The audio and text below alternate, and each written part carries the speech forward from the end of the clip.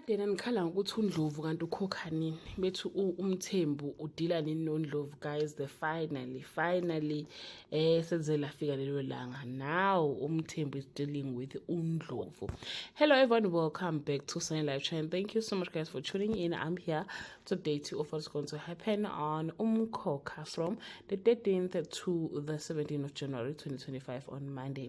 Kapsele takes a walk of shame back home. The chicken have come back home to roost for Ndlovu.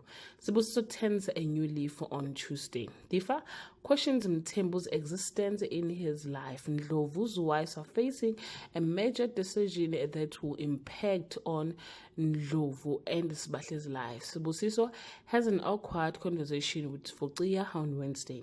A delusioned father struggled to come to terms with the latest disaster in his family.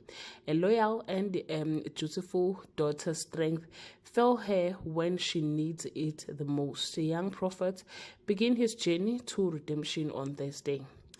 Kapsile and Mamzobe get the shock of their lives on Kapsile's big day. Ndlovu's condition is taking its toll on Sibahle, and Manzimande gives Ntombi a tough ultimatum on Friday.